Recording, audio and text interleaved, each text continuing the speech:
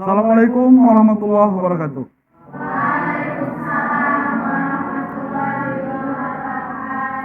Alhamdulillah kita bertemu lagi di semester 4 dalam mata komunikasi lintas budaya. Mata kuliah ini cenderung, mungkin kalau kalian belum pernah dengar kali ya. Mungkin sebagai awal saya perlu sampaikan bahwa mata kuliah komunikasi lintas budaya ini bertujuan memberikan pengetahuan kepada kita semua tentang lintas budaya atau perbedaan-perbedaan budaya yang ada di sekitar kita, termasuk kita sebagai orang-orang yang berkomunikasi di dalam kehidupan sehari-hari. Kemudian pada akhirnya diharapkan bisa melahirkan kompetensi lintas budaya. Komunikasi lintas budaya ini menjadi mata kuliah yang sangat penting karena ini sangat bermanfaat untuk kehidupan sehari-hari, ya. Untuk hari ini mungkin saya perlu tanya ke kalian, apakah semua sehat ini? Apakah misalnya bisa kita mulai pelajaran atau mata kuliah ini dengan baik? Misalnya ya. Alif, ada masalah Alif? Nggak ada ya? Oke, sebagai awal saya pengen tahu dulu dari kalian ya. Ada yang paham nggak atau pernah dengar nggak komunikasi lintas budaya itu apa sih? Itu barang apa gitu? Apakah jenis makanan? Apakah bentuknya gimana atau apa gitu? Ada yang pernah? Ada yang bisa kasih pendapat? Yulia, silakan.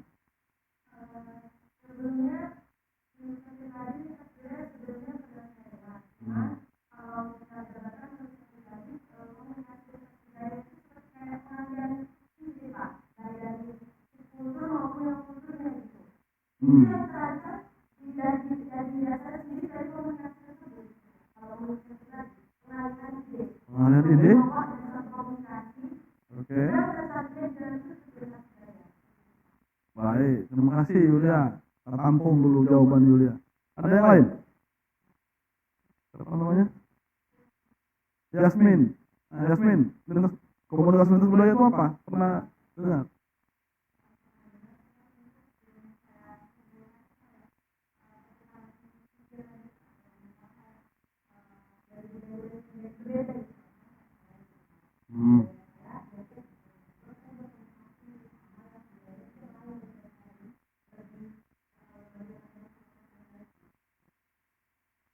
Komunikasi yang baik.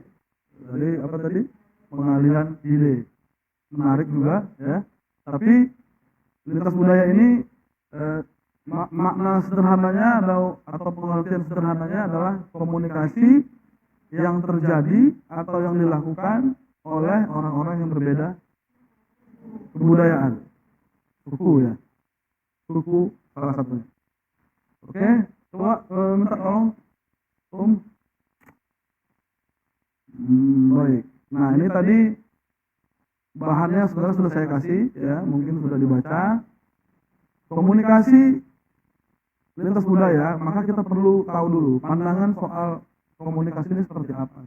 Nah, yang pertama tadi bisa dilihat di slide itu, komunikasi adalah atau sebagai aktivitas simbolik.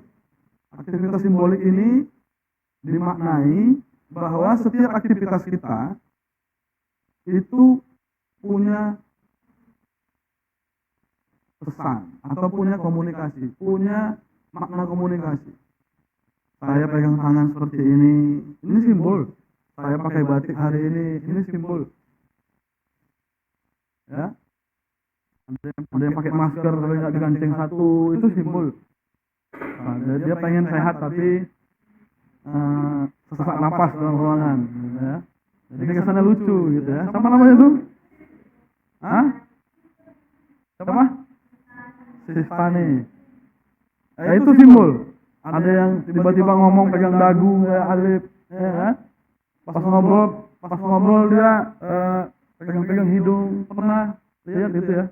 Diajak ngobrol pegang kepala. Nah, itu simbol. Itu komunikasi namanya. Komunikasi sebagai aktivitas simbolik. Ya. Kemudian komunikasi sebagai suatu proses. Nah ini saya mau tanya dulu ke audiens saya nih, ke mahasiswa saya nih. Kenapa komunikasi disebut sebagai sebuah proses? Selain Yulia dulu, ada yang lain? Lip, bisa Lip? Ada yang bisa? Jasmine, coba silakan.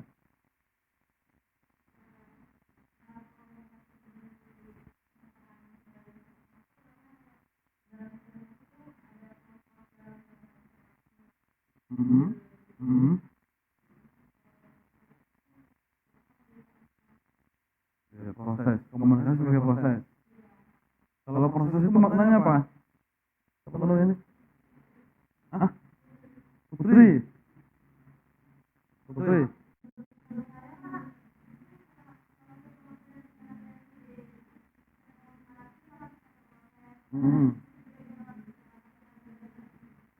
Ya. Komunikasi sebagai sebuah proses. Ya.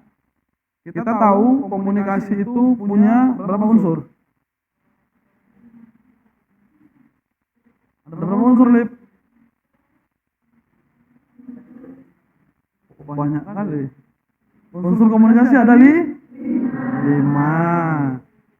Komunikator, pesan, berurutan lah harusnya. Komunikator, pesan, medianya, komunikannya, efek. Itu proses kan? Betul nggak? Ada yang menyampaikan pesan lewat lewat apa, kepada siapa, itu proses. Mungkin di gambar itu lebih bisa dilihat lah ya. Ada sendernya, ada receivernya. Sebelum sampai ke receiver ada prosesnya. Proses apa itu? Ada pesan yang disampaikan lewat apa gitu. Ya. Kemudian terakhir tuh komunikasi sebagai pertukaran makna. Pertukaran makna. Saya pegang tangan, saya lihat ada yang megang HP. Nah itu enggak berbicara, maknanya bertukar. Ketika bicara makna itu ada di dalam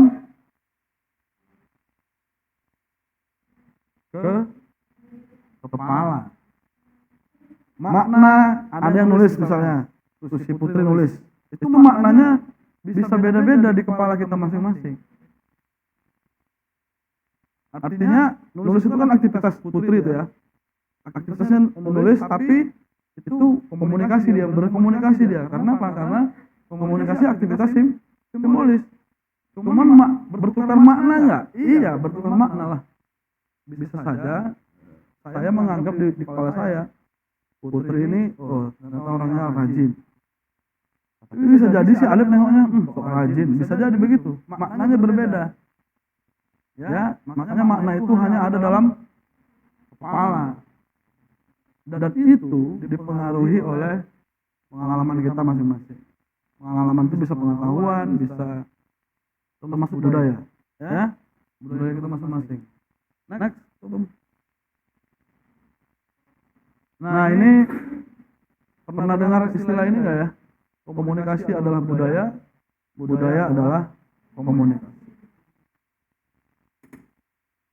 Budaya menjadi bagian dari perilaku komunikasi, dan pada gilirannya komunikasi turut menentukan, memelihara, mengembangkan, atau mewariskan budaya. Kalau mau lihat budaya orang, lihat cara dia berkomunikasi. Kita lihat cara dia berkomunikasi, kita bisa tentukan atau kita bisa prediksi budayanya seperti apa. Itu untuk memudahkan bagian ini. Ya. Dengan pengalaman saya yang sudah usia saya berapa sekarang? 14 sekitar 26 tahun yang lalu. Dengan pengalaman saya tadi ketika misalnya tadi sebelum saya masuk kelas ini, saya ada ada menguji skripsi mahasiswa. Ini kita mau cerita komunikasi, budaya, komunikasi. Terus ketika saya nguji dia, saya tanya nunduk, ya kan? Saya tanya nunduk. Habis nunduk dia nyender. Loh, ini anak ini kenapa ini, saya pikir gitu ya. Lalu dia memberikan simbol-simbol yang kemudian saya langsung memberikan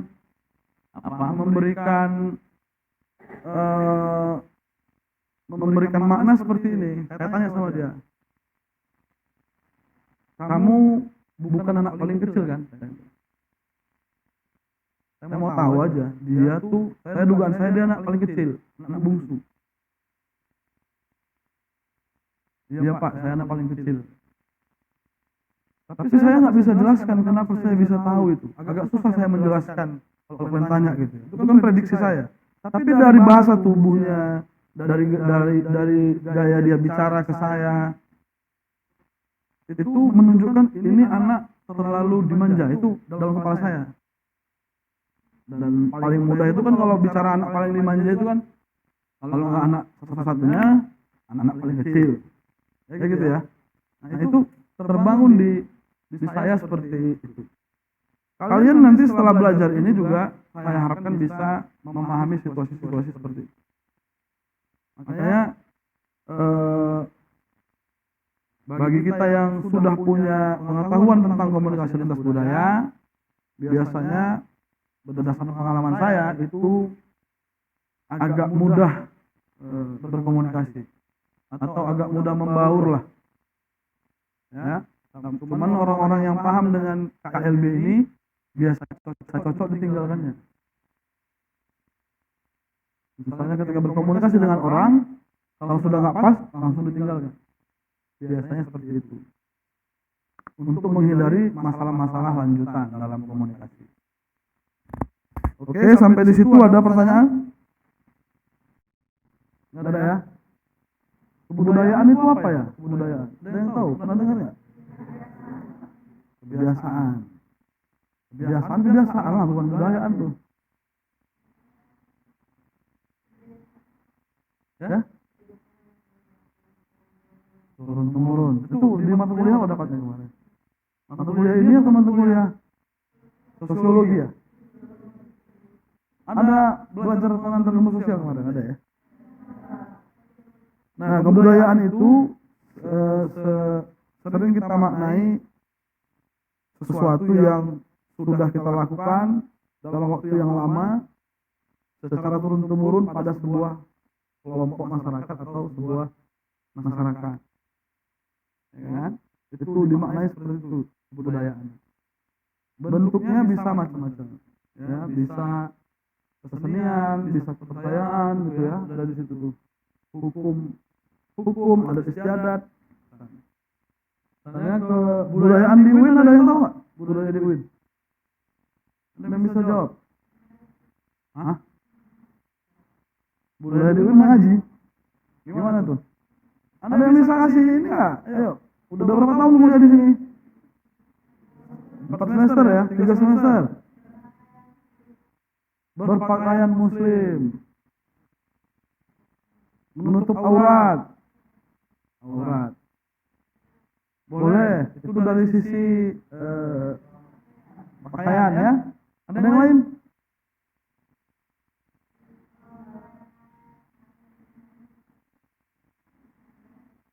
Itu dekat rumah saya pun begitu tuh. Yang di UIN, yang khusus di UIN misalnya. Ada nggak? Misalnya kebudayaan di UIN ini mahasiswanya Senin Kamisnya puasa sunnah. Hah? Itu bukan kebudayaan UIN tuh. Setiap Jumat. Oke. Nah, itu dari sisi apa ya? Dari sisi mungkin moral, ya kan? Misalnya budaya mahasiswa UIN itu atau di UIN itu mahasiswanya pasti bisa ngaji. Betul apa betul? Atau berarti kita tes dulu nih, salah satu nih. Gimana? Bisa? Ini saya tes dulu nih. Kalau misalnya ada yang mau keluar sekarang keluar. Gak ada ya? Berarti oke lah, nggak usah saya tes lagi. Artinya saya yakin kalian semua di ruangan ini sudah bisa ngaji. Ya kalau nggak bisa ngaji Quran, ngaji alif lah atau iqra ya minimal. Tapi malu lah ya, udah mahasiswa nggak bisa ngaji. Next. Nah ini ruang lingkup komunikasi lintas budaya. Ini penting nih karena supaya kita tahu begini bahwa lintas budaya itu ada di semua lini. Tadi kan kita sepakat lintas budaya ini antara budaya yang berbeda. Tapi dalam konteks ruang lingkupnya, lintas budaya ini bisa terjadi di mana aja. Ya, misalnya lintas budaya itu mempelajari komunikasi di antara komunikator dan komunikan yang berbeda budaya. Itu jelas. Ya, kayak kita inilah beda budaya kita. Dari usia saya dengan kalian itu beda. Udah jelas beda budaya kita. Kalian mana tahu ini. Nah, kopi dulu nggak ada tuh. Kalau sekarang udah ada. Ya. Itulah contohnya. Kemudian lintas budaya ini juga melihat perbandingan pola-pola komunikasi antar pribadi lintas budaya. Pola-pola komunikasi. Ini agak rumit, tapi sebenarnya terjadi dalam kehidupan sehari-hari. Ya. Kemudian komunikasi lintas budaya juga mengamati atau melihat komunikasi yang berbeda budaya di media massa. Di media massa juga terjadi komunikasi lintas budaya. Platform media massa itu, misalnya dulu waktu saya ngambil S2, komunikasi lintas budaya itu saya jadikan tesis saya antara Malaysia dengan Indonesia. Waktu itu perang soal, bukan perang lah, apa namanya, bersih tegang soal Tortor dan Lordang 9. Nah itu lintas budaya tuh, di media massa. Ya. Kemudian sekarang muncul lagi, artinya semakin luas. Sudah ada dunia maya. Dunia maya itu internet lah. Ya. Komunikasi lintas budaya yang terjadi di dunia maya, ada yang tahu? Ada yang tahu? Pernah sadar nggak ada terjadi lintas budaya? Komunikasi lintas budaya terjadi di sosmed. Pernah ada yang sadar? Nah, apa contohnya, Yasmin? Contohnya aja. Yang menurut kamu itu lintas budaya.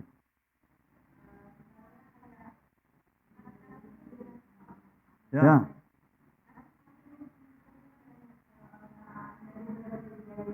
Ya.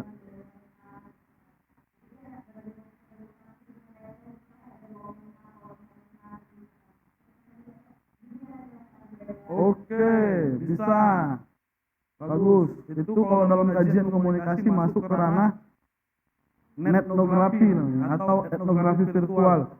Jadi itu bisa diamati lewat komen-komen. Ya, itu contohnya. Bisa. Yang paling menarik belakangan ini ya. Misalnya kalian tahu misalnya ketika misalnya saya sebut nama Ragil, kalian tahu tuh. Budaya apa yang dia bawa? Ya gitulah. Ya. Belakangan kemarin saya sempat dikirimin sama teman. Ji, coba lihat ini, dikirimlah TikTok, ya kan? Saya kebetulan nggak pasang TikTok di HP, karena saya merasa banyak mudaratnya untuk saya gitu ya. Jadi saya cuma bisa putar sekali tuh kan. Kalau misalnya mau berkali-kali harus di install ya. Jadi saya dapat lah dikirim video itu, video tilawah, lalu minta gift. Apa namanya? Kalau di TikTok apa tuh? Gift. Gitu. Ini menurut saya itu fenomena baru dalam kaidah apa ini? Lintas budaya. Karena tilawah itu budaya kita, betul, sebagai muslim. Ya kan? Kemudian tilawah itu didengar oleh orang yang non muslim dan mereka suka juga dengan apa namanya, dengan lagu-lagunya. Itu lintas budaya. Ada yang nerima, ada yang nolak. Ya kan? Mungkin kalau dia nolak ya dia skip aja tuh kan, dia scroll aja langsung. Tapi kalau yang suka, misalnya yang ngaji, nanti pula minta gift pula dikasih. Tapi itu fenomena-fenomena komunikasi yang terjadi di. Nah, itu bagian dari lintas budaya juga, bisa diamati. sebagai bagian dari komunikasi lintas budaya. Oke, next. Nah, ini saya kira definisi-definisi soal lintas budaya bisa dibaca aja di slide-nya, ya. Mungkin yang paling kita lihat yang punya samovar itu lah ya. Lintas budaya terjadi apabila bagian yang terlibat dalam komunikasi membawa serta latar belakang budaya pengalaman yang berbeda, ya, mencerminkan nilai yang dianut oleh kelompoknya berupa pengalaman, pengetahuan, dan nilai-nilai. Sama kayak tadi misalnya si makna dari Putri nulis tadi misalnya, itu bisa berbeda maknanya berdasarkan pengalaman, pengetahuan, dan nilai-nilai yang dianut.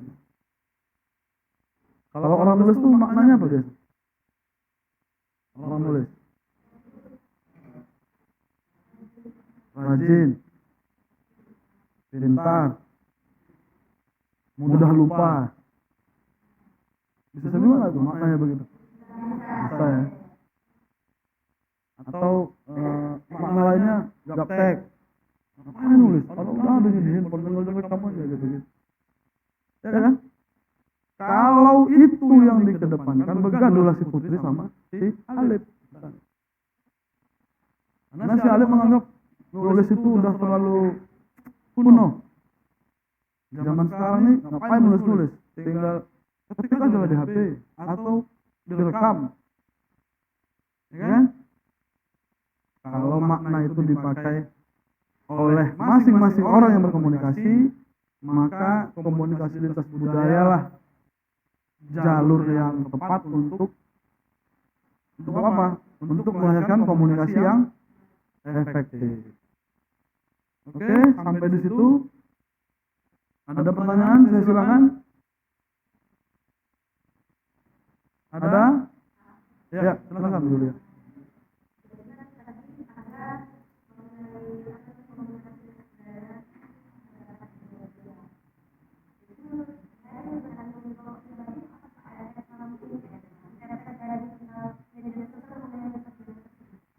Efek?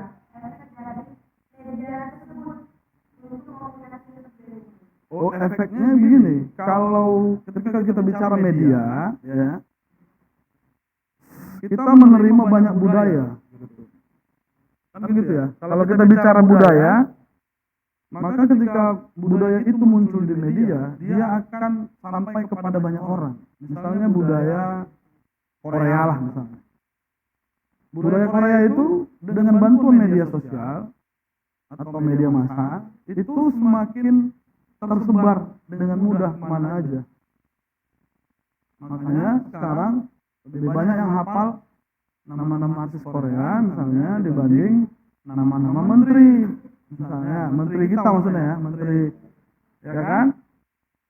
Kemarin ada juga di TikTok itu saya lihat dikirimin teman saya juga, sampai-sampai ditanya, pertanyaannya memang jahat ya, maksud saya jahat itu dalam tanda kutip. Jadi lagi olahraga pagi, ya, kemudian kayak di apa namanya itu ditodong gitu, nah, ditodong gitu, ditanya,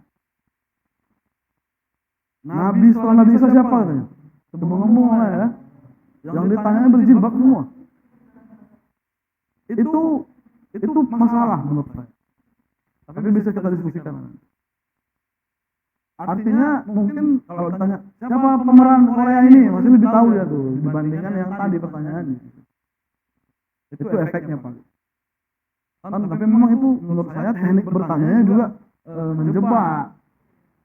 Tapi kan itu menurut saya kalau saya sebagai seorang muslim, itu menurut saya menjadi apa juga ya, menjadi pelajaran juga. Jangan sampai misalnya hal-hal itu kan hal sederhana ya.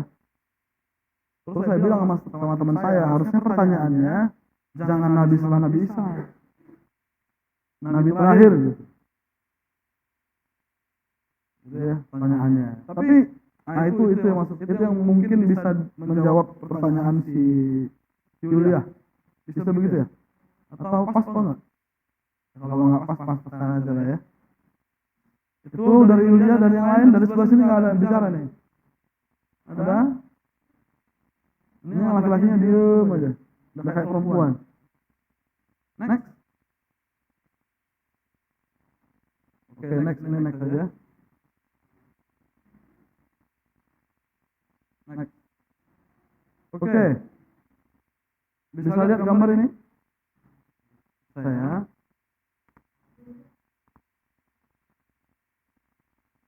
Oke, saya coba minta lu dua orang belum maju. Yang laki-laki ini siapa namanya, Raihan sama kau jadi sini. Siapa namamu? Rifki. Berdua. Ini karena mata kuliahnya di sini aja, di sini. Bisa ya? Nah, di sini. Coba lu. Ya, coba perhatikan semuanya ya. Perhatikan apa yang dilakukan orang dua ini, menjalankan apa yang saya minta. Oke? Pegang. Ya, supaya dengar suaranya. Bersalah teman-teman. Coba Rifki memperkenalkan diri.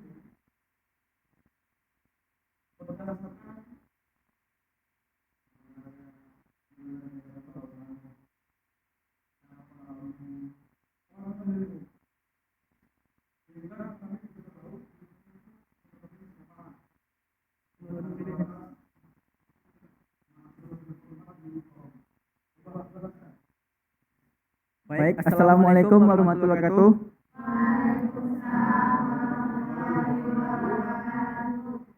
Perkenalkan, nama saya Rifki dari Fakultas Ilmu Sosial semester 4. Saya di sini ingin memperkenalkan diri.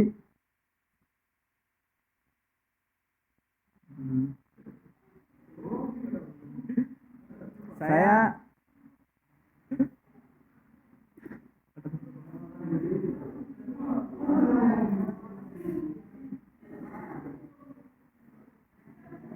karena ini menyangkut dengan budaya. Saya berasal dari Medan, tapi suku saya Minang. Tahu kan kalian semua Minang kan? Padang. Oh, iya.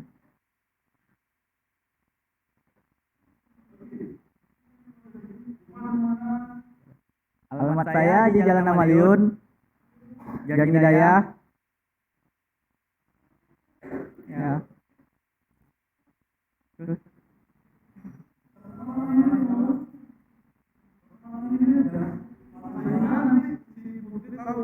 Ini cocok ini. Oh, nggak cocok. Coba.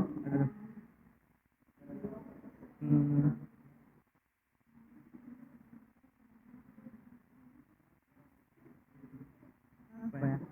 Lalu saya ini aktivitasnya.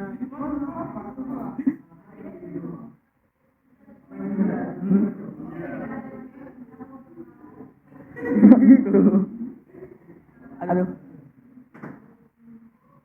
Lagi. Oh ya, saya alumni SMA swasta Alulum Medan. Hobi saya main game.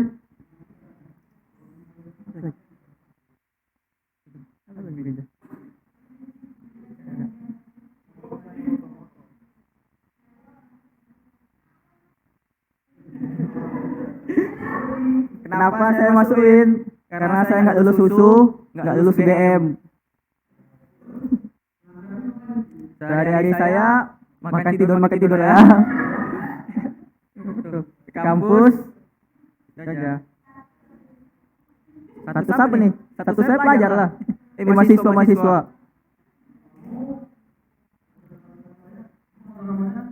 Agama saya Islam, Pak. KTP doang. Ya. Muhammad, Pak. Rasulullah sallallahu alaihi wasallam. Ya tapi enggak fanatik kali, Pak. Enggak kayak ke mabuk agama kali.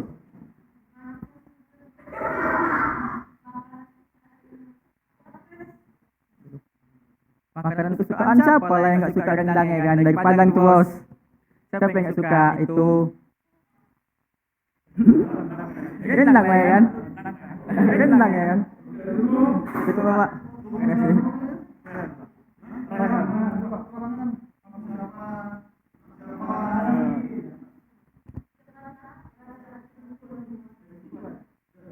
Assalamualaikum warahmatullahi wabarakatuh. Perkenalkan, nama saya Muhammad Ryan Riza. Saya berumur 20 tahun. Saya lahir di dunia ini tanggal pada 20 Juli 2002 dengan secara normal.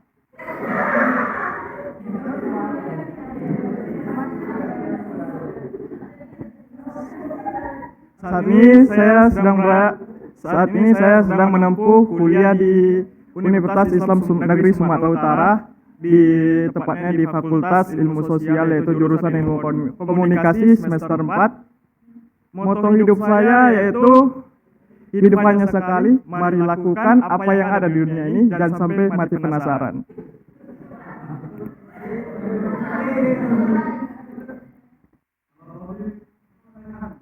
Iya, Pak.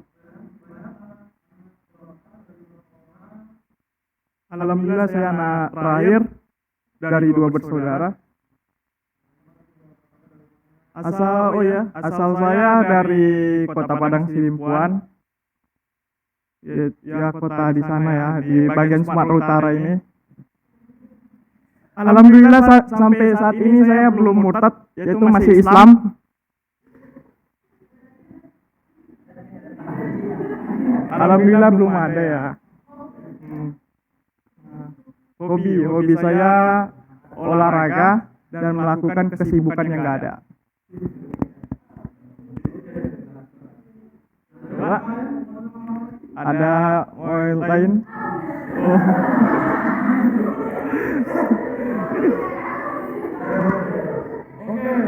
Ya, terima kasih. Terima kasih Rifki dan Rehan. Kembali ke tempat dulu. Oke, kasih hapus dulu untuk Rehan.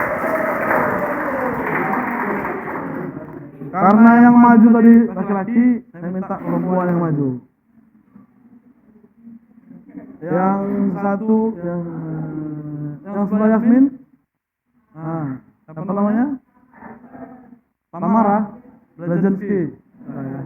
Tamara sama yang baju biru nih, baju biru.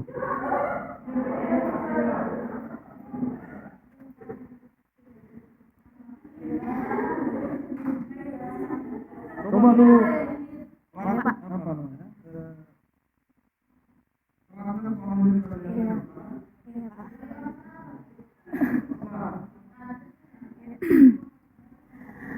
Assalamualaikum warahmatullahi wabarakatuh.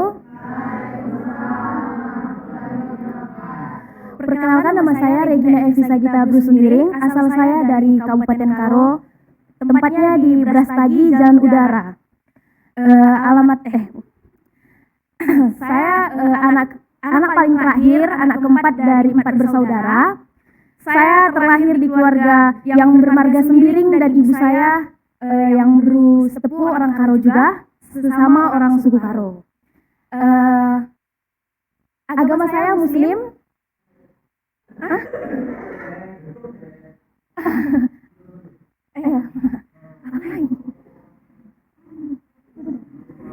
Udah tadi Pak. Udah.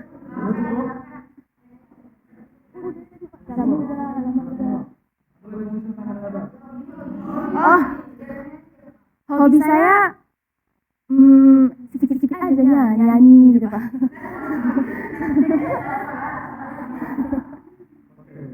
Udah Pak. Ya, terima kasih.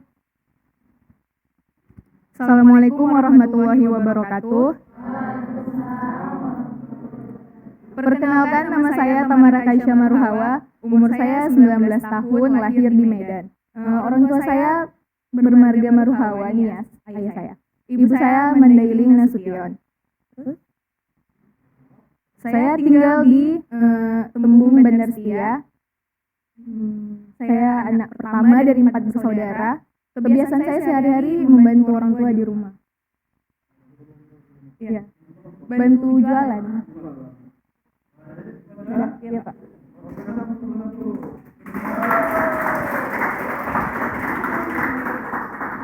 Baik, untuk yang ini terakhir ya, terakhir sesinya terakhir, satu laki-laki, satu perempuan. Ini yang kacamata nih, kacamata nih. Sama yang perempuan, yang baju coklat, coklat. Siapa namanya? Muhammad Afi.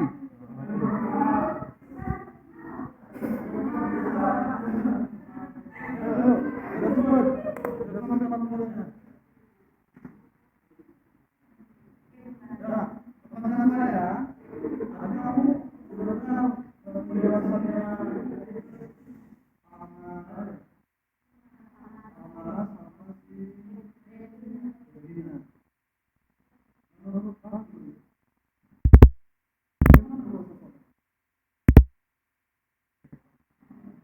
Menurut saya dua sosok tadi memiliki latar belakang yang berbeda. Yang pertama tadi sosok Tamara dan sosok Regina ya. Dari segi penampilan memiliki perbedaan fashion ya, yang dimana satu memakai baju gamis dan satu lagi memakai celana kan.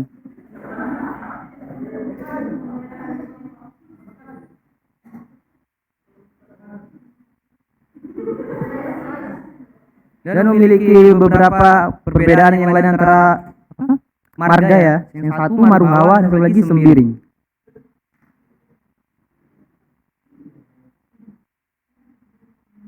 Itu saja.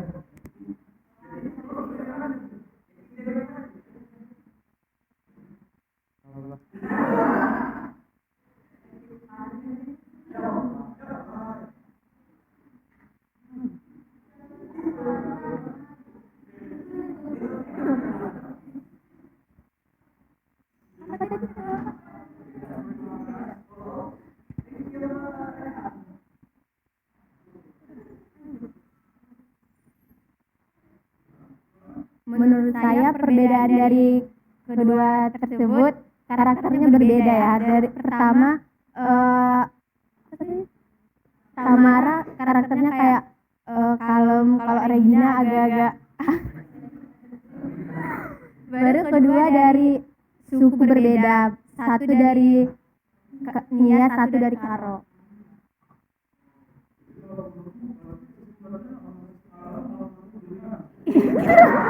Tapi dia nggak kalem gitu loh Pak, nggak kalem kayak gitu loh Pak.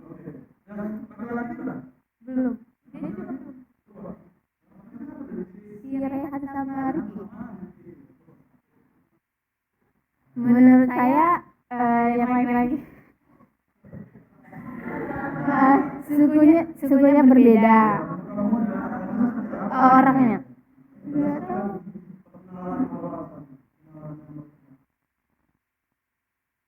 gimana ya Pak? Tadi menurut saya lihat Rifki agak orangnya kalau menerangkan agak ribut-ribut gitu Pak. Terus kayak Rehan agak slow di santai gitu Pak. Kayak agak gimana ya Pak? Dia orangnya agak ini loh Pak, kayak nggak kalem gitu loh Pak. Dia nggak dia orangnya nggak kalem Pak. Kalau si Rehan agak kalem gitu Pak, menjelaskan gitu Pak.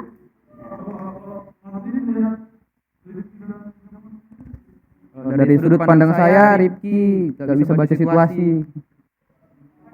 Semua bisa meratakannya. Tongkrongan ini kan. Kalau si Rija bisa menyesuaikan situasinya kan. Bisa kalem di mana dia kan, bisa menempatkan diri.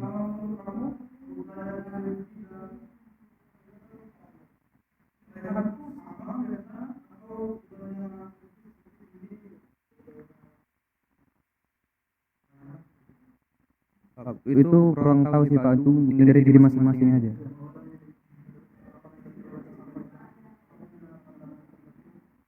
Tidak Pak.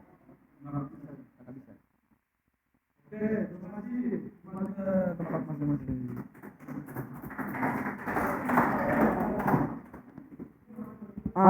Jadi tadi tuh saya pengen kita semua, supaya kita semua bisa melihat apa yang terjadi dengan teman-teman kita. Ya, maksud saya begini.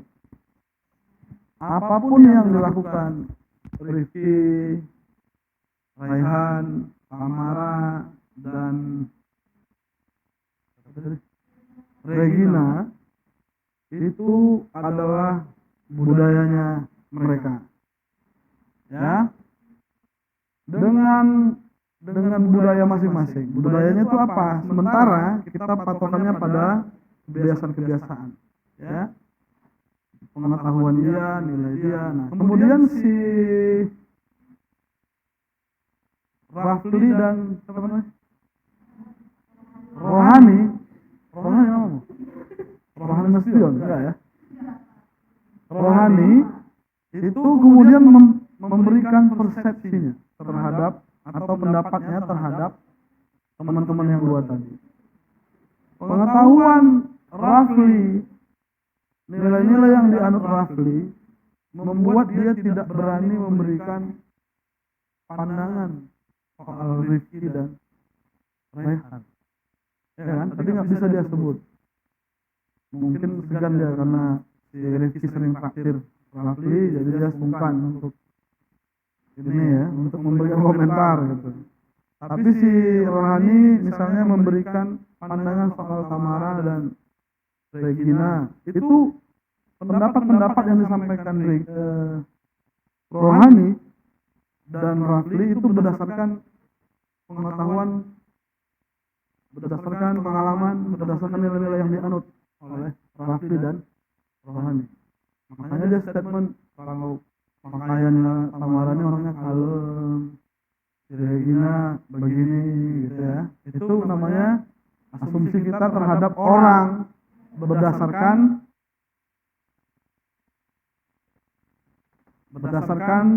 gaya bicaranya, pakaiannya, dan itu yang nampak, dan itu yang terlihat. Ketika terlihat bahasanya seperti apa, bajunya bagaimana, makanannya apa, itu semua lahir dari, ya kan? Hari ini si Yulia pakai baju kuning, itu semua dipengaruhi ini. Saat ini saya pakai batik juga begitu. Saya punya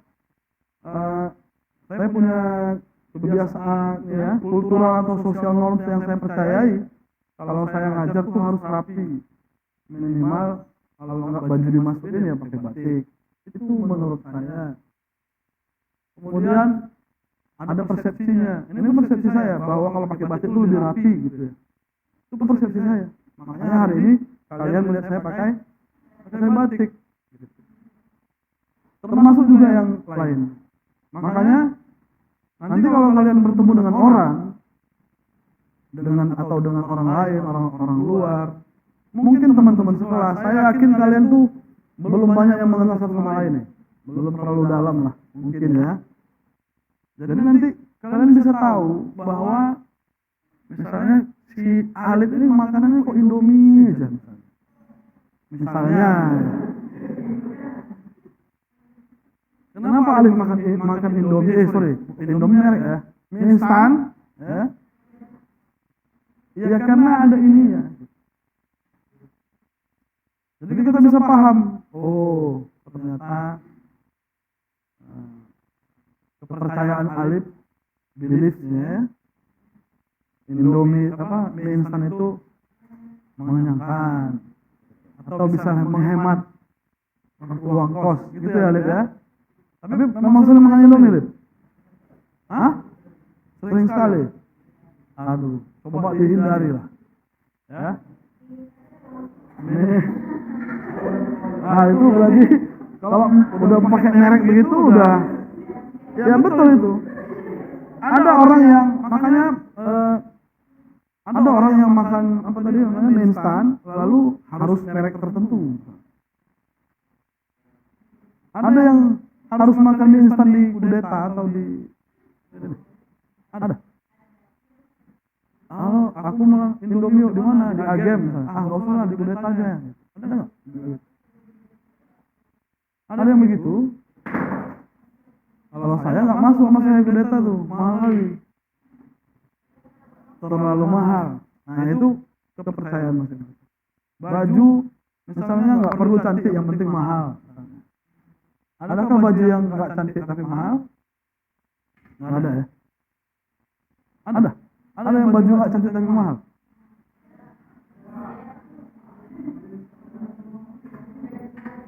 Tapi berarti cantik itu ukurannya apa? Relatif ya? Mungkin menurut saya nggak cantik, menurut Yasmin cantik. Ya kan? Jadi gini ya, ini itu gunung es. Gunung es itu dalam laut. Nah, banyak lagi kalau dalam diri kita masing-masing ini lebih banyak lagi yang tersembunyi ya, kira-kira begitu. Makanya ketika bertemu dengan orang atau berkomunikasi dengan orang, kita harus punya kesadaran bahwa yang kita lihat belum tentu seperti yang sebenarnya. Jadi itu untuk membuat kita lebih, kalau bahasa kerennya itu aware, berhati-hati, berjaga-jaga supaya orang jangan tersinggung dengan komunikasi yang kita lakukan, atau dalam bahasa komunikasi supaya komunikasi kita tuh efektif. Jangan sampai misalnya orang mereject kita, belum apa-apa datanglah si Rafli datang tiba-tiba dia bau kaki misalnya, mana pula mau si Yasmin misalnya. Itu kan apa ya, tapi bisa jadi misalnya pengalaman-pengalaman kita terhadap orang lain berbeda-beda ya. Kalau misalnya saya, kalau untuk urusan bau kaki itu nggak ada masalah mas saya. Yang penting misalnya bau usia aja, ya kan? Kalau untuk saya, mungkin orang lain beda ya. Next, tolong. Nah, ini asumsi-asumsi tadi yang tadi dijelaskan sama si yang dilakukan oleh si teman-teman tadi itu kira-kira begini ya. Asumsi-asumsi dalam KLB yang pertama itu komunikasi antar budaya dimulai dengan anggapan dasar bahwa ada perbedaan persepsi antara komunikator dengan komunikan. Yang kedua, dalam komunikasi antar budaya terkandung isi dan relasi antar pribadi.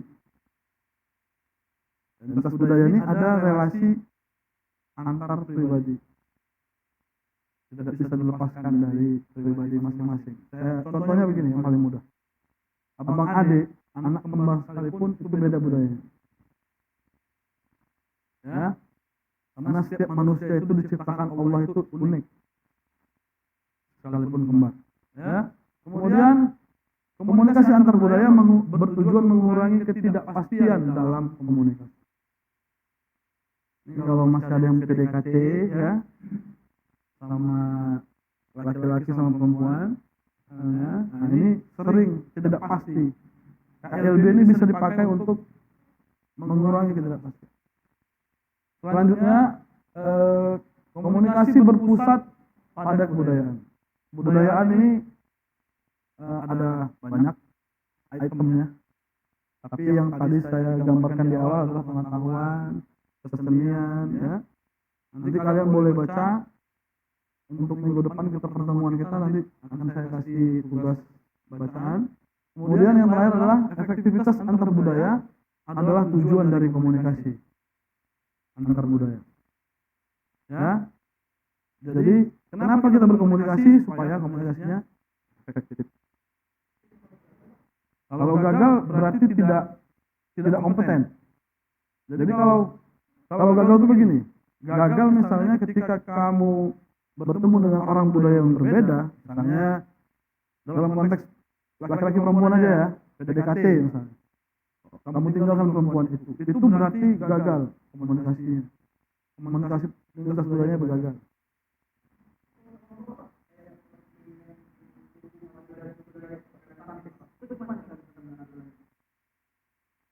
Nah itu kan sebenarnya banyak faktor ya, banyak faktor itu lebih. Kalau saya melihat kasus Madura itu lebih banyak politisnya, ya itu salah satu bentuk kegagalan komunikasi lintas budaya. Itu bentuknya. Kalau gagal komunikasi lintas budaya, perang, berantem, ya minimal putus lah kalau pacaran gitu ya. Kalau suami istri cerai. Sesederhana itu aja lintas budaya hasilnya. Tapi prakteknya, kalau untuk saya pribadi, mata kuliah ini membantu saya, sangat membantu dalam kehidupan sehari-hari, termasuk hubungan saya dengan istri saya, dengan anak saya, atau dengan kalian juga sebenarnya, dengan mahasiswa saya, sangat membantu. Mudah-mudahan sampai hari ini ya, saya belum pernah dengar ada mahasiswa yang komplain dengan saya. Padahal sebenarnya saya gede juga dengan mahasiswa itu. Kemudian karena saya belajar ini, insya Allah saya bisa pahami lah, dengan pengetahuan yang sudah saya baca. Gitu. Ya, next. Habis saya rasa, jadi minggu depan, alhamdulillah pertemuan hari ini sudah berlangsung dengan baik. Saya rasa, ya, sebagai pertemuan awal mata kuliah komunikasi lintas budaya.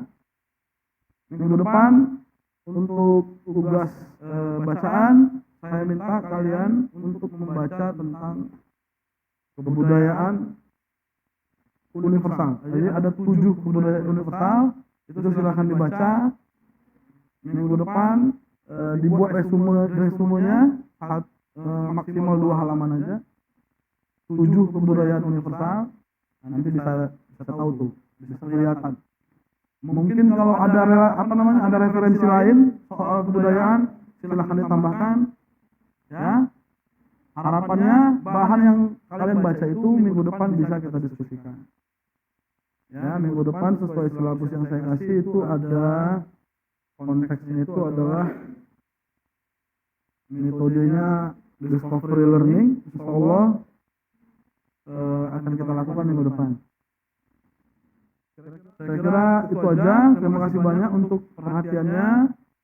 Mohon maaf apabila ada salah-salah kata. Sebelum perkuliahan kita akhiri, mari kita sama-sama mengucapkan alhamdulillah. Alhamdulillahirabbil alamin. Assalamualaikum warahmatullahi wabarakatuh.